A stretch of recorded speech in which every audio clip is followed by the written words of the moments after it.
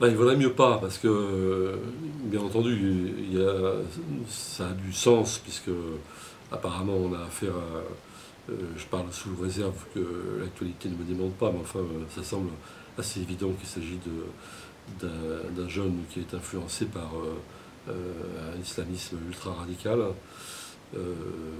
Mais la crainte qu'on peut avoir, c'est évidemment la généralisation, l'islamophobie et des amalgames qui seraient douteux. Donc il vaut mieux prendre cette affaire pour ce qu'elle est, c'est-à-dire quand même semble-t-il un acte individuel. Non, ça je crois qu'on ne va pas y croire une seule seconde, il y a beaucoup d'hypocrisie là-dessus. Alors évidemment, on peut bien imaginer qu'on ne fait pas des meetings dans un cimetière, donc il y a une sorte de rituel et de deuil, y compris les hommes politiques observent.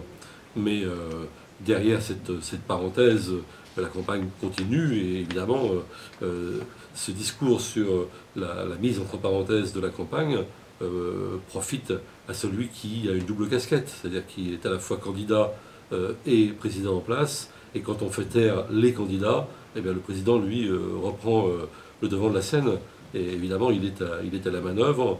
Et donc, c'est lui qui risque de tirer le plus grand profit de cette surexploitation, exposition plus exactement, mais aussi exploitation médiatique. Alors, dès avant même qu'on sache qui était l'assassin de Toulouse, on a vu que certains ont commencé à dire attention, dorénavant il va falloir que la campagne soit plus consensuelle, gare aux discours trop clivants qui peuvent provoquer de la discorde dans la société française.